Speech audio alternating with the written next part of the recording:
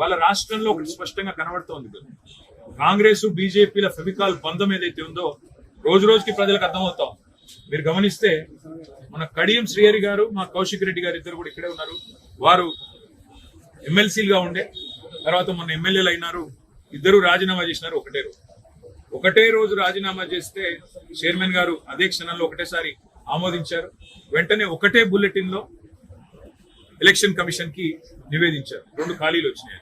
అది కూడా ఒకటే కోట. ఇద్దరు కూడా ఎన్నికైంది ఎమ్మెల్యేల కోటాలు, వేరు వేరు కేటగిరీలు కూడా కాదు.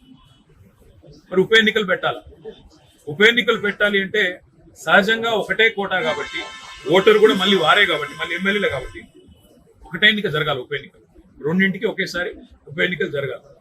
ఏం జరిగిందో మరి ఢిల్లీలో మతలబు. రేవంత్ రెడ్డి గారు పోతారు, అమిత్ షా గారిని కలుస్తారు, గంట తర్వాత బులెటిన్ వస్తుంది. 2 ఎమ్మెల్సీలకు వేరువేరుగా ఎన్నికలు జరగాలి. ఎందుకు 2 వేరువేరు ఎన్నికలు? 2 ఒకేసారి జరిగితేనేమో ఒకటి కాంగ్రెస్ కి వస్తుంది, ఒకటి మా పార్టీకి వస్తుంది, బీఆర్ఎస్ కి వస్తుంది. కానీ 2 ఎన్నికలు అలగలగ్ జరిగితే 2 కూడా కాంగ్రెస్ కే పోతాయి. అంటే ఈ రోజు కాంగ్రెస్ ను జాకీలు పెట్టి నేపుతున్నది, కాంగ్రెస్ కు ఇతోధిక సహాయం అందిస్తున్నది.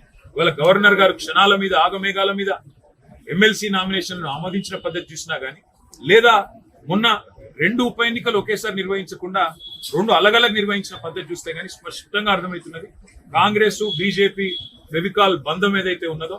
మన బండి సంజయ్ గారు కూడా బాహాటంగా చెప్పారు కదా, స్పష్టంగా చెప్తున్నాడు ఆయన, మీరు మేము కొట్టుకుంటూ కాదు, ముందు బీఆర్ఎస్ ను ఖతం చేద్దాం అనే మాట మాట్లాడుతున్నారు. ఇక్కడ గుంపు మేస్త్రి గారు కూడా అదే మాట్లాడుతున్నారు. కాబట్టి నేను అనేది రాష్ట్ర ప్రజలకు నేను చేసే విజ్ఞప్తి, వాళ్ళు ఏం జరుగుతా ఉందో అర్థం చేసుకోండి, అవగాహన చేసుకోండి. నిన్న మొన్నటిదాకా మా మీద దుమ్మెత్తి పోసినారు, మీరేదో బీజేపీతో అంటగాగుతున్నారు. కానీ ఇవాళ ఎవరితో అంటగాగుతున్నారో ఈ పరిణామాలు చూస్తుంటే స్పష్టంగా కనబడతా ఉంది. మరి ఇంతకంటే ఎక్కువ రాజకీయాలు రాజ్యాంగ అమల్లోకి వచ్చిన గణతంత్ర దినోత్సవం నాడు ఇంతకంటే ఎక్కువ రాజకీయాలు వద్దు. కానీ ఒక డిమాండ్ మళ్ళీ నేను పునరుద్ఘాటిస్తా ఉన్నా, ఈ రాష్ట్రంలోని ప్రతి సర్పంచ్ సోదరుడు సోదరి తరపున మా పార్టీ డిమాండ్ చేస్తా ఉంది, వచ్చే పంచాయతీ ఎన్నికలు జరిగేంత వరకు సర్పంచ్ల పదవీ కాలాన్ని పొడిగించండి. ప్రజాపాలన అంటే ప్రజాప్రతినిధులు నడిపించాలి తప్ప పర్సన్ ఇన్ఛార్జీలు నడిపిస్తే దాన్ని ప్రజాపాలన అనరు. మీకు ఒకవేళ ఎన్నికలు పెట్టే ఉద్దేశం ఉంటే ఎన్నికలు పెట్టండి, లేని పక్షంలో వీరి పదవీ కాలాన్ని పొడిగించి ప్రజాపాలన అనే దానికి నిజమైన నిర్వచనం ప్రజాప్రతినిధుల